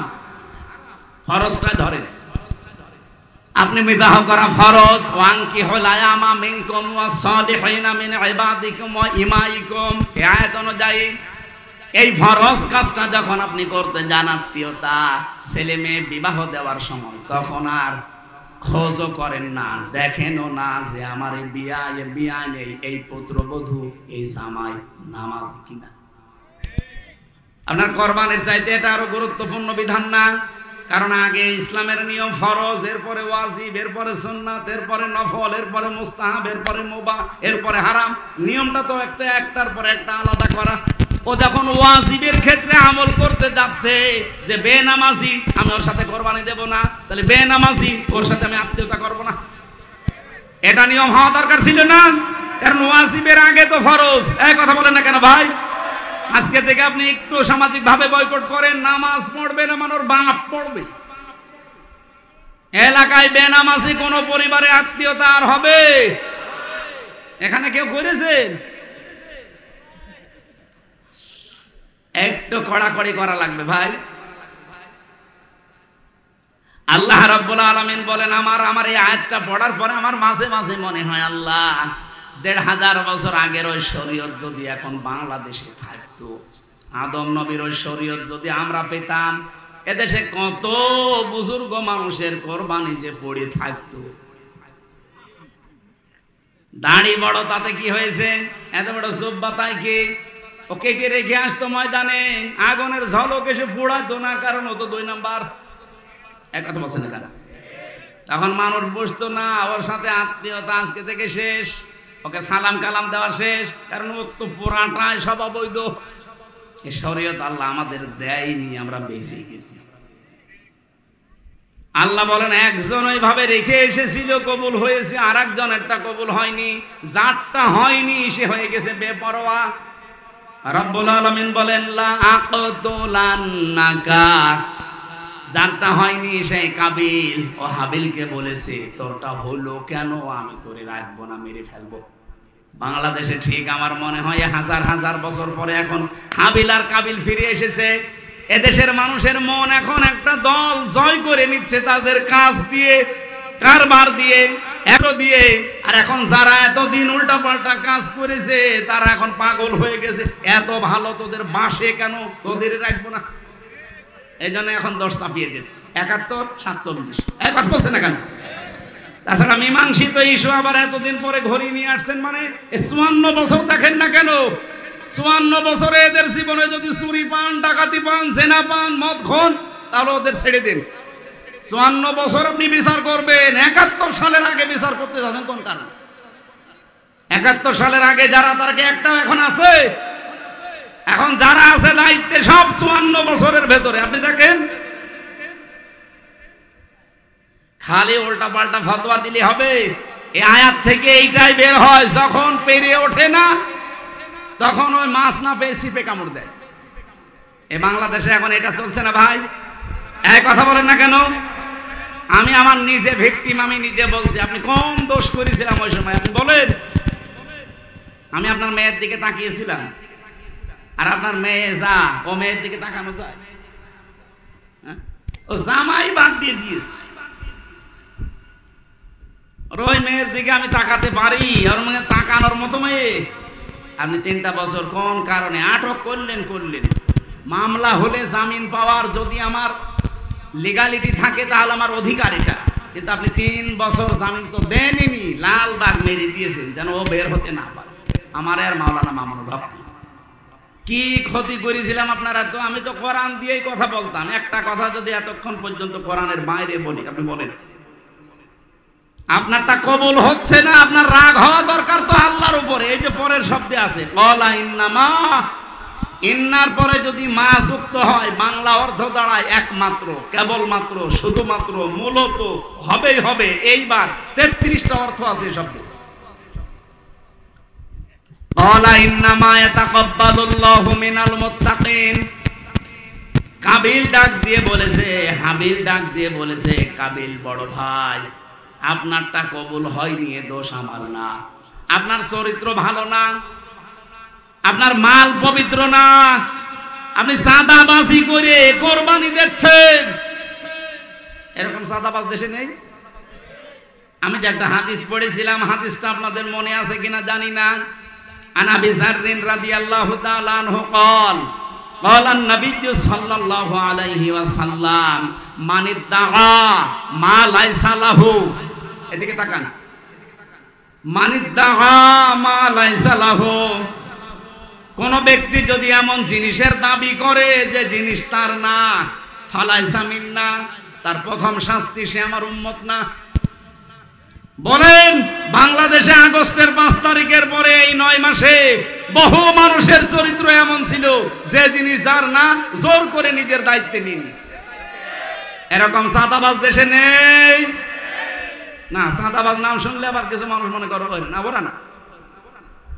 আপনার ভেতরে যদি এরকম চরিত্র থাকে, আপনি ওই মাল যার তাকে ফেরত দিয়ে দেবেন, নয়তো আপনি নবীর উম্মত আর নেই। বলেন তো, নবীর উম্মত যদি কেউ না থাকে, ও মরে গেলে জানাজা জায়েজ আছে, কবরে দেওয়া জায়েজ আছে। বিসমিল্লাহি ওয়া আলা মিল্লাতি রাসূলিল্লাহ আমি বলবো কেন? আমি মিথ্যা কথা বলবো না? আপনি তো আল্লাহর নামেও নেই, রাসূলের দলেও নেই, আমি মিথ্যা কথা বলতে যাব কোন কারণে? 3টা বছর মাওলানা মামুনুল হকের সাথে আমি এক ঘরে ছিলাম। প্রতিদিন আমার এক কথা বলতো, ভাই হামজা ভাই, যদি জীবনে বাইরে যেতে পারি, জীবনে কোনো দিন বেঈমানের জানাজায় যাব না। বেঈমান পান কোথায় আপনি? বেঈমান আপনি দেখতে পান না, বেঈমানে ভরা। এই হাদিসটা উনি ওই দিন আমাকে শুনিয়েছিল। মুসলিম শরীফের 61 নাম্বার হাদিস, মানিদ্দাআ মা লাইসা লাহু ফালাইসা মিন্না, কোন ব্যক্তি যদি এমন জিনিসের দাবি করে যে জিনিস তার না, জোর করে জবরদস্তি করে নিজের আয়ত্তে নিয়ে নেয়, সঙ্গে সঙ্গে নবীর উম্মত থেকে বের হয়ে যায়। বাংলাদেশে বহু মানুষ এখন নবীর উম্মত নেই, অলরেডি বের হয়ে ইহুদি খ্রিস্টান মুশরিক হয়ে গেছে। সাতক্ষীরায় হয়তো একটু কম আছে। বাবা শাহজালাল সব হালাল করে নিচ্ছে। হ্যাঁ, হাদিসের টিকায় আর একটা কথা আছে, আমি মনে হয় বিরক্ত করে ফেলছি, বলবো হাদিসটা বলবো। বিশ্বনবী জানিয়েছেন, কোন জিনিস যদি তোমারই থাকে কিন্তু সেটা তুমি হারিয়ে ফেলেছো, হাত ছাড়া হয়ে গেছে, ওইটা যদি আবার তুমি ফেরত পাও, তাহলে তুমি এই হাদিসের যে শাস্তি, সে শাস্তির আওতা মুক্ত থাকবে। আপনি বুঝেছেন? আপনি বুঝলেই হবে, আর কারোর দরকার নেই। না, আমার আর দরকার নেই, এ ভাই বুঝলে আমার যথেষ্ট। আপনি বুঝেছেন কিনা বলেন? টিকা বললাম, এটা হাদিসের টিকায় লেখা আছে, আমি একটা কথাও বানিয়ে বলছি না ভাই, সব আমার পড়া কথা। এখন যদি ভুল হয় তাহলে নবীর কথা ভুল, আমার কিচ্ছু করার নেই। যেই জিনিস আপনারই ছিল কিন্তু হাত ছাড়া হয়ে গিয়েছিল, আপনি হারিয়ে ফেলেছিলেন, বেদখল হয়ে গিয়েছিল, এখন আপনি আবার ফেরত পেয়েছেন, তাহলে হাদিসের শাস্তি কি? যে আপনি নবীর উম্মত থাকবেন না, এটা আপনার জন্য। এ বাংলাদেশে যদি কোনো জিনিস আপনি হারিয়ে ফেলেন এই 15 বছরে, যেটা হারিয়েছেন জোর জবরদস্তি করে অন্য দখল করে রেখেছিলেন এতদিন, আপনি এখন ফেরত পেয়েছেন, আপনি এই শাস্তির আওতা মুক্ত। এরকম কিছু নেই? এই নেই মানে আমি এখন জরিপ চালাবো, দেখেন এখানে কত মানুষ ধরা পড়ে। আমার জিনিস আমি হাত ছাড়া করে ফেলেছিলাম, হারিয়ে ফেলেছিলাম, দখল হয়ে গিয়েছিল অন্য জায়গায়, এখন আমি ওইটা আবার ফেরত পেয়েছি, আমার কোনো দোষ নেই, কারণ আমার জিনিস আমি ফেরত পেয়েছি। এই যে আমারে 3 বছর 32 লাখ টাকা নিয়েছে আমার বাবার কাছে। কত? 32 লাখ। আর আমি আকিস গ্রুপে চাকরি করতাম খতিব হিসাবে, ওদের কাছে নিয়েছে 32 লাখ। এই 64 লাখ টাকা ওরা এই 3 বছর এই হারামখোর রাখেছে। এখন তো সব পালিয়েছে। এই টাকাগুলো যদি এখন আমি ফেরত চাই, আমার কি অপরাধ হবে? কারণ টাকা আমার, ফেরত দিন। আমার মামলার আয়ু সেদিন এসে আমার কাছে বলছে, হুজুর মাফ করে দিন। মাফ করবো, আগে টাকা ফেরত দিন। মাফ তো করে দেওয়ার জন্য বসে আছে, আগে টাকা দেন এরপরে মাফ। বলছে না, টাকা কোথায় পাবেন? টাকা পাবেন কোথায় মানে? বগুড়াতে এক মাহফিলে উঠেছিলাম, বসি আমারে তাড়া দিয়েছিল ওই আগস্টের 5 তারিখের আগে। ওই সময় মার্চ মাস চলছিল। কি তাড়া! মার্চ না এপ্রিল যেন, হ্যাঁ এপ্রিলে। সে মাঠের ভেতর দিয়ে, এরকম মাঠের ধানের ক্ষেতের ভেতর দিয়ে 2 কিলোমিটার শুধু দৌড়িয়েছে। শেষে পা মা কাটা মাটা কামড়ে আশ্চর্য, রক্ত বিভিন্ন জায়গায় কাটা ছাটা হয়ে ধরতে পারিনি, কিন্তু গাড়িটা আটকিয়ে দিয়েছে। গাড়ি ওই মাহফিলের গেটে ছিল, ড্রাইভারের নিয়ে গাড়ি নিয়ে থানায় চলে গেছে। পরবর্তীতে গাড়ি বলছে গাড়ি ছাড়তে পারি, টাকা দেওয়া লাগবে। কত? প্রথমে দাবি করেছিল অনেক, পরবর্তীতে 1,13,000 টাকা নিয়ে গাড়িটা ছিঁড়েছে। ওই আমার সাথে যে বক্তা ছিল মাওলানা আব্দুল বারী, ও বিভিন্ন জায়গা থেকে জোগাড় মোগাড় করে দিয়ে বলে ভাই গাড়িটা ছেড়ে দিন। এই আগস্টের 5 তারিখের পরে ও শয়তান, ওর নামে বিভাগীয় মামলা হয়েছে, ও পালিয়েছে। ও কি করে খোঁজ পেয়েছে আমার মাহফিল সিরাজগঞ্জে, ও এসে আমার কাছে বলছে হুজুর মাফ করে দিয়ে। কে আপনি? আমি সেই ওসি আবুল কালাম আজাদ। আরে ভাই এদিকে আপনারে তো খুঁজছি, মাফ তো করবো, আমার সেই টাকা কো, টাকাগুলো ফেরত দিয়ে দেন, মাফ করে দিন। তো টাকা কোথায় পাবো? আমি পালিয়ে পালিয়ে বেড়াচ্ছি, আমার নামে এমনি মামলা হয়েছে। না, টাকা না দিলে মাফ না, কারণ আমার গাড়ির কাগজপত্র সব ওকে, রোড পারমিট ওকে। আপনি কেন আটকালেন? যারা আপনাকে এরকম কিছু করতে বলেছিল তাদেরকে তো ধমক দেওয়ার কথা আছে, ও তো কোরআন দিয়েই কথা বলে, আমি কেন ওকে আটকাবো? আর আপনি আমাকে তাড়া দিলেন না, আর টাকা নিলেন, এই টাকাগুলো ফেরত দিন। 7 দিন সময় দিলাম, 1 লাখ টাকা ফেরত দিয়েছি। আর 13,000 হুজুর মাফ করে, আমি আর পারবো না, আমাকে কেটে ফেললেও আমি আর টাকা দিতে পারবো না। ঠিক আছে, মাফ করে দিন। বাংলাদেশে পুলিশ টাকা ফেরত দেয়, এটাই মনে হয় প্রথম। এখানে পুলিশ আছে নাকি? পুলিশের পকেটে টাকা ঢুকে গেলে ওইটা যে আবার বের হবে, এটা আজরাইলও বের করতে পারবে না। এটা আমি পারলাম, অন্তত 1 লাখ তো পেরেছি, এখনো কত বাকি আছে? আরে ভাই এই 13,000 তো থানা, আর ওরা এই 3 বছরে 32 লাখ, আর আকিসের 32, 64 লাখ। যতদিন টাকা ফেরত পাবো না ততদিন খালি কল দেবে, বলবো মাপ নেই, আগে টাকা দিই। এখন ভয় পায়, বলে হুজুর কোন জায়গায় বলে দিলে আমার বাড়ি ঘরে আগুন লাগিয়ে দেবে। তোর বাড়ি ঘর কি 64 লাখ টাকা হবে? কি জুলুম করেছিলেন বলেন তো জেনে শুনে। এখানে এই 15 বছরে আমরা যেটা হারিয়েছি, অনেকে চেয়ারে উঠতে পারি না, যে চেয়ারে ওঠার কথা উঠতে পারি না, এরকম জায়গা নেই দেশে। আরে ভাই নাম ধরা লাগবে, আপনি বুঝতেছেন? যে যেখানে যেটা হারিয়ে ফেলেছেন ওইটা যদি এখন আবার ফেরত পান, সে টাকা পয়সা বলেন, ক্ষমতা বলেন, চেয়ার বলেন, যা জমি জায়গা বলেন, দোকান বলেন, বাড়ি বলেন, যা হারিয়েছেন এটা ফেরত পেয়েছেন, আপনার গুনাহ নেই। এই যে ইসলামী ব্যাংক, যাদের ব্যাংক তারা ফেরত পেয়েছে। অনেকে বলছে না এটাও চিন্তায় হয়ে গেছে। আরে ভাই ব্যাংকে আপনার বাবার ব্যাংক, যাদের তারা ফেরত পেয়েছে, এতদিন হাত ছাড়া হয়ে গিয়েছিল। কথা বলেন না কেন? যাদের ব্যাংক তারা ফেরত পেয়েছে তারা এই হাদিসের শাস্তির আওতামুক্ত থাকবে। দ্বিতীয় নম্বরটা একটু কঠিন। ওয়ালিয়াতাবাওয়া মাকআদাহু মিনান নার, বিশ্বনবী জানিয়েছেন সে যেন নিজে জাহান্নামে নিজের স্থান তৈরি করে নিল। ও বাংলার মানুষেরা খুব সাবধান, নামাজ পড়ে ওই তাহাজ্জুদের নামাজ পড়ে নাকি শামীম ওসমান 72 রাকাত পুরা সিটা। তাহাজ্জুদের নামাজ কয় রাকাত ভাই? সর্বোচ্চ 12 রাকাত, 8 রাকাত 12 রাকাত সর্বোচ্চ। আরো শয়তান বলে 72 রাকাত পড়ে, ও জীবনে তাহাজ্জুদ পড়িস কিনা আল্লাহ জানে। এরকম দাহা মিথ্যা কথা বলে বলে মানুষকে ধোকা দিত যে আমি ইসলাম বুঝি না, প্রতিদিন 70-72 রাকাত নামাজ পড়ি। ওরে বাবা, 5 রাকাত 6 রাকাত নামাজ পড়তে গিয়ে আমার হাঁটু ব্যথা হয়ে যায়, আর 72 রাকাত নামাজ পড়ে তো আমার দাদার বয়সী। এই পুরা মিথ্যার উপরে টিকে ছিল এই মানুষগুলো। আমার ভাইরা, এবার আমার মূল যে কথাটা বলার জন্য আয়াতটা পড়েছিলাম ওইটা চলে এসেছে, একটু খেয়াল করে।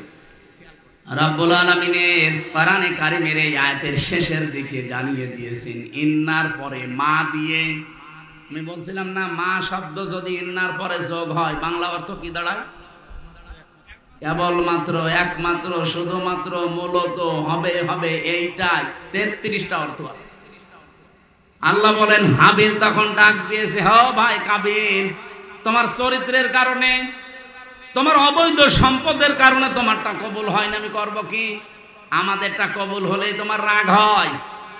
এই 9 মাসের ভেতরে আমরা যারা প্রমাণ করেছি চরিত্র দিয়ে, কথাবার্তা দিয়ে, ব্যবহার দিয়ে, মানুষের পাশে দাঁড়িয়ে যে আমরা পারি, তাদের ওপর একটা মানুষের আস্থা অলরেডি এসে গেছে। কিন্তু যারা পারে নাই তারা এখন শুধু মুখের উপরে জোরে আছে, ওই কাবিলের মতো না। না কি আপনি পেরেছেন? এই যে গরম চলছে, কুষ্টিয়া বাংলাদেশ জামাত ইসলামের পক্ষ থেকে স্যালাইন, পানি আর শরবত দেওয়া হচ্ছে। আপনার টাকা নেই? বলেন। কালকে আমার সাতক্ষীরা সদরে বালি থাকি, নাম যেন ওই যে লাবসা, ওখানে সফলতার চাবিকাঠির উপরে আলোচনা ছিল। 5টা কর্মসূচি বলেছিলাম, তার ভেতরে 4 নাম্বার ছিল এইটা, আও ইতআমুন ফি ইয়াউমিন দি মাসগাবা ইয়াতীমান যা মাকরাবা আও ইতআমুন জি মাতরাবা, ইয়াউমিন জি মাসগাবা মাতরাবা, দুইটা, একটা মাসগাবা একটা মাতরাবা। এখানে 2টা শব্দের ব্যাখ্যা পেয়েছি আমি। যারা সফল হতে চান, পৃথিবীর ময়দানে মানুষের মন জয় করতে চান, প্রথম নম্বরে আপনাকে অসহায় মানুষের কাছে ছুটে যাওয়া লাগবে। আপনি আগস্টের 5 তারিখের পরে যে ধাক্কা বাংলাদেশে গেল, এই যে ফেনী দিয়ে, দেখেছেন না? টাকাওয়ালা মানুষ দেশে কম ছিল, কেউ তো এগিয়ে যায়নি। আমিরে জামাত এ পর্যন্ত কাপড় তুলে চলে গেছে। এমনি মানুষের মন তার দিকে আল্লাহ ঝুঁকিয়েছে। পৃথিবী বিমুখ হয়ে যায় মানুষ, যখন দুনিয়া বিমুখ হয়ে যায়, তখন সূক্ষ্ম কিছু জিনিস আল্লাহ তার ভেতরে ঢেলে দেয়, যেটা আমিরে জামাতকে আল্লাহ দিয়েছে। সাংবাদিক প্রশ্ন করেছিল, বাংলাদেশ জামাত ইসলামী এত বড় জনপ্রিয় দল, তাহলে আজ পর্যন্ত ক্ষমতায় আসতে পারে নাই কেন? উনি জবাব দিয়েছিলেন, আজান দেয় মুয়াজ্জিন, সবাই নামাজে আসে, এর দোষ কি মুয়াজ্জিন? বলেন বলেন। আরে ভাই, আজান তো আমি মন থেকেই দিচ্ছি, এখন আপনি নামাজে না আসলেও দোষ তো আপনার। কথা বলেন না কেন? এখানে দুনিয়াদার হয়ে গেলে আপনার থেকে মানুষের মন আল্লাহ উঠিয়ে নেবে, কিন্তু যখন দুনিয়া বিমুখ হয়ে যাবেন, দুনিয়ার প্রতি আপনার আকর্ষণ বিকর্ষণে পরিণত হবে, তখন তামাম পৃথিবীর সৃষ্টি জগতের ভেতরে আপনার প্রতি আলাদা একটা মহব্বত এবং সূক্ষ্ম সূক্ষ্ম জ্ঞান আল্লাহ আপনার ভেতরে ঢেলে দেবে। জীবনে কল্পনা করতে পেরেছেন যে এরকম একটা উত্তর দেওয়া যায়? যে তাই তো আমার কাছে বললো, আমি বলতে পারতাম না যে এত জনপ্রিয় দল আপনারা, এত মানুষ এই দেশে এত ভালোবাসে আপনাদের, ডাক দিলে হাজার হাজার মানুষ এক জায়গায়, ক্ষমতায় যেতে পারেন না কেন? দোষ কি আমাদের না যারা আসে না তাদের? আমি তো মন থেকেই ডাক দিয়েছি কোরআনের বিধানের দিকে। বলেন তো, বাংলাদেশ জামাত ইসলামের প্রতি একটা মিথ্যা তহমত এতদিন যারা দিয়েছে, যাদের আকীদা ঠিক নেই। বাংলাদেশ জামাত ইসলামের আকীদা হচ্ছে জমিন আল্লাহর, সিদ্ধান্ত আল্লাহ। কথা বলেন না কেন? কিন্তু নারী কমিশনের ওর 3 নাম্বার পয়েন্টে আমি 318 পৃষ্ঠা পুরাটা পড়েছি। ওর 3 নাম্বার পয়েন্টে ওরা লিখেছে, দেহ আমার, সিদ্ধান্ত আমার। এটা কোরআনের একেবারে ডাইরেক্ট বিরুদ্ধে, সূরা আরাফের 54 নাম্বার আয়াতের বিরুদ্ধে। আলাহুল খালকু ওয়াল আমর। বাংলাদেশ জামাত ইসলামী যারা করে, আমি নাম ধরে বলছি ওপেন ভাবে, আপনার রাগ হলে হোক, এদের আকীদা হচ্ছে জমিন আল্লাহর, আইন চলবে। এর বাইরে যদি কারো আকীদা থাকে, এখানে জামাত ইসলামের যদি কেউ থাকেন, আপনার দল আমি আর করব না। কেউ যদি বলতে পারেন যে না, জমিন আল্লাহর, এখানে আইন চলবে আমার বাবার, আমি আপনার সাথে নেই। এই কথা বললেন না কেন ভাই? মানুষের মন জয় করার জন্য আল্লাহ 5টা জিনিস দিয়েছেন সূরা বালাদে। একটু ভালো করে নিজেরা পড়বেন, মিলাবেন। এমনি এমনি মানুষের মন এদিকে ঝুঁকে যায়। যারা অসহায়, দরিদ্র, ধোলামলিন, এই মানুষগুলোর কাছে যারা এগিয়ে যায় এবং নিকট আত্মীয় স্বজনের যারা খোঁজ খবর রাখে, ইয়াতীমান দা মাকরাবা, গরীব থেকে এসেছে। ইয়াতীম মানে অসহায়, মিসকিন, মা বাবা নেই, যারা এই দুর্বল মানুষের কাছে যারা নিকট আত্মীয় স্বজনের খোঁজ খবর রাখে, একামতে দিন এই দেশে যারা প্রতিষ্ঠা করতে চায়, আপনি দেখবেন এই গুণগুলো তাদের ভেতরে আছে। নিজে না খেয়ে মরবো, কিন্তু অন্যকে অগ্রাধিকার দেওয়া লাগবে। কথা বলেন, কথা বলেন। আয়ুসিরুনা আলা আনফুসিহিম ওয়ালাউ কানা বিহিম খাসাসা। রব্বুল আলামিন বলেন, তাদের নিজেদের প্রয়োজন থাকার পরেও তারা অন্যকে অগ্রাধিকার দেয়। এরকম মন আমি সবাইকে দেই না, দেই শুধু তাদের আদিল লাতিন আলাল মুমিনিনা আইজ্জাতিন আলাল কাফিরিন। যে মানুষগুলো এই পৃথিবীতে নিজেদের প্রতি রহমদিল, কিন্তু কাফেরদের প্রতি কঠোর। এই দেশে কত কিছু হয়ে যাচ্ছে, তাকান, কত কিছু আমাদের বিপক্ষে বলা হয়, কিন্তু আমরা নিজেদের ভেতরে খুব অটুট আছি। অন্যের ব্যাপারে বিশেষ করে কাফেরদের কোন সিদ্ধান্ত, নারী নীতির নামে যতগুলো আল্লাহর বিরুদ্ধে রাসূলের বিরুদ্ধে তহমত দিয়েছে, এই বাংলাদেশে সবচেয়ে বেশি প্রতিবাদ করেছে একামতে দিনের লোকজন। অন্য জন করেছে, কিন্তু এদের প্রতিবাদটা সবচাইতে বেশি জোরালো, কারণ ভয় পায় বাতিলরা এদেরকে। ওরা জানে বাকিগুলো যা আছে ওদের 100 কথা, কিন্তু এদের এক কথার সমান। ফাত্তাবিউস সিরাতাল আযম, হাদিস মুসলিম শরীফ। এদিকে তাকান, নবীজি বলেন যেই দলের দ্বারা ইসলাম কায়েম তাড়াতাড়ি সম্ভব, ফাত্তাবিউস সিরাতাল আযম, তাহলে তোমাদের উচিত হবে ওই দলকে সমর্থন করে জায়গা মতো পৌঁছিয়ে দেওয়া। এখন আমি বিবেকের উপরে ছেড়ে দিলাম, দুনিয়ার যে কোনো জিনিস কবুল হতে হলে জোর করে হয় না। ওই কাবিলের মতো জোর জবরদস্তি দিয়ে চাপাবাজি দিয়ে হবে না। আলা ইন্নামা ইয়াতাকাব্বালুল্লাহু মিনাল মুত্তাকিন, পৃথিবীতে যারা মুত্তাকি আল্লাহ শুধুমাত্র তাদেরটাই কবুল করবেন। এখন মুত্তাকি কি, এটা খাওয়া লাগে না কিনা লাগে? বাংলাদেশে বহু মানুষ মুত্তাকি শুধু পোশাকে লেবাসের দিকে তাকিয়ে মনে করে এটা মুত্তাকির সংজ্ঞা। বিশাল জুব্বা গায়ে আছে, পাগড়ি মাথায় দেওয়া আছে, হাতে তসবিহ আছে, এই পোশাকে লেবাসে আমরা তাকওয়া খুঁজে বেড়াই। তাকওয়া কি, এটা অনেকেই আমরা এখনো পর্যন্ত বাস্তবে জানি না। তাকওয়া মানে যোগ্য। তাকওয়া মানে কি? যোগ্যতা অর্জন করা লাগবে আপনাকে। আজ বাংলাদেশে প্রতিটি সেক্টর, মসজিদ থেকে শুরু করে সংসদ পর্যন্ত চালানোর যোগ্যতা এই দেশে কোন দলের আছে সঠিকভাবে আপনি বলেন? আপনি যেই দলের পাবেন সেই দলে আপনি যান, আমাকেও নিয়ে চলেন, আমি যাব। কারণ আমি হাদিসটা 100% বিশ্বাস করি, ফাত্তাবিউস সিরাতাল আযম, যেই দলের দ্বারা ইসলাম কায়েম দ্রুত সম্ভব, তোমাদের আদেশ দিলাম ওই দলকে সাপোর্ট করে জায়গায় পৌঁছিয়ে দাও। এই হাদিস আমি এখন বানালাম, বলেন 73টা দল কাজ করছে এই দেশে, জেনারেল ইসলামী মিলি। এত দলের ভেতরে আপনি নিজেই এখন বিবেক দিয়ে বলেন, মসজিদ থেকে সংসদ পর্যন্ত চালাতে পারে একটা দলের নাম বলেন। যেটা পারে আপনি সেই দিকে যাবেন। এটা যদি রাজনীতি মনে হয় এটাই রাজনীতি, যদি মনে হয় এটা ধর্ম ব্যবসা এটা ধর্ম ব্যবসা। আমি জানি অনেকের মন আমি পাবো না, আমার মন পাওয়ার দরকার নেই। আমি হক কথা বলেছি, এটা আপনার যা ভালো লাগে করেন। আল্লাহ আপনারটা কবুল করবে না যতদিন আপনি যোগ্য না হবেন। আজ আমাদের একটা ডাক্তার নেই, একটা ইঞ্জিনিয়ার নেই, একটা পাইলট নেই। পাকিস্তানকে এমনি নমো নমো করে ওরা ভয় পায়। বাংলাদেশের উচিত ওদের মতো পারমাণবিক অন্তত এই অস্ত্রগুলো একটু মজুত করা। 54 বছর ওরা আমাদেরকে দাঁড়াতে দেয়নি এই উগ্রপন্থী হিন্দুরা। অথচ পাকিস্তানের নাম শুনলে আমার মনে হয় 50 বছরও আর মুখ তুলে তাকানোর সাহস পাবে না। আজ দেখছেন না কত কিছু হয়ে যাচ্ছে ভারতের সংসদে। মোদীকে কিত কিত কিত কিত বলে গালি দিচ্ছে, ওর মাথা খারাপ হয়ে গেছে। গরুর মদ খাওয়া জাতি তো পাগল হয়ে গেছে একেবারে। আমাদের উচিত এখন ডক্টর মোহাম্মদ ইউনূস সহ দরকারায় খাবার দাবার প্রতিদিন 3 বেলার জায়গায় 2 বেলা খান। নবীজি নিজে বাড়ি ছিল খেড়ে, কলা কি খেজুরের পাতার, অথচ বাড়ির সামনে 9টা ঘোড়া বাঁধা থাকতো। কয়টা? ওগুলো খেলা করার জন্য। কিসের জন্য?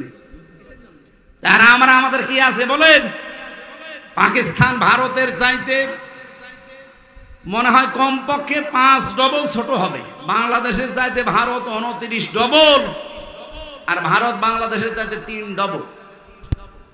আপনি চিন্তা করতে পারেন এতটুকু একটা দেশ ভারতের কাছে কি, অথচ ওদের নারী পুরুষ যে যেখানে আছে দেখেছেন জীবন একেবারে বনিয়ানুম মারসুস নিয়ে গেছে। বনিয়ানুম মারসুস মানে কি? সীসা গলা প্রাচীরের মতো। একটা মেয়ে লোককে দেখলাম যে পাইলট নারী, আয়শা, ও যাবার সময় সই করে গেছে খাতায়, আল্লাহর নামে আমি যাচ্ছি, ফিরে আসলে আসলাম, না আসলে গেলাম। ওর বাবার কাছে, বাবা আবার আর্মির চিফের কাছে বলেছে আমার এই মেয়ে যদি সামনে গুলি নিয়ে আসে তাহলে নিয়ে আসবা, মাটি দিয়ে দেবে, যদি পেছনে গুলি নিয়ে আসে এরকম মেয়ে আমার দরকার নেই।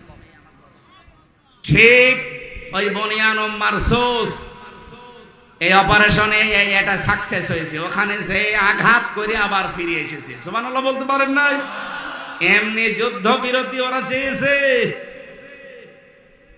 এই শুকর খাওয়া জাতি শেষ পর্যন্ত নমস্কার করতে বাধ্য হয়েছে, আমাদের কাছেও বাধ্য হবে। আরে ভাই, বাংলাদেশে যেতে অনেক ছোট দেশ আছে, এই যে নেপাল আছে, ভুটান আছে, মালদ্বীপ আছে, সিঙ্গাপুর বাংলাদেশের চাইতে একটা সাতক্ষীরা জেলার মতো হবে না। আমি কয়েকদিন আগে ছিলাম, সিঙ্গাপুর বাংলাদেশের চাইতে কমপক্ষে 64 গুণ ছোট।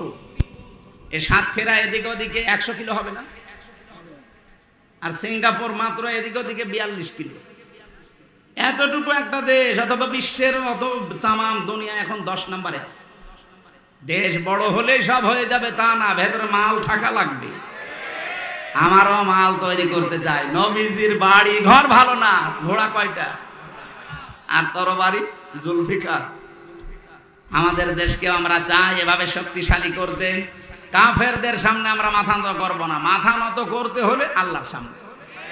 এক কথা বল না কেন? এজন্য আমাদের যোগ্যতা অর্জন করা দরকার। যেটা হাবিল বলেছিল আদম নবীর সন্তান, যে ভাই আপনারটা কবুল হবে কি করে, আপনার তো যোগ্যতাই নেই। ইন্নামা ইয়াতাকাব্বালুল্লাহু মিনাল মুত্তাকিন। এরপরে তিনি কয়েকটা কথা একটার পর একটা ভাইকে জানাচ্ছিলেন। আর আমি এত রাত পর্যন্ত কথা বলি না, এখন অনেক রাত হয়ে গেছে, কিছুক্ষণ পরে তাহাজ্জুদের নামাজ, আর মাত্র 15-16 মিনিট আছে।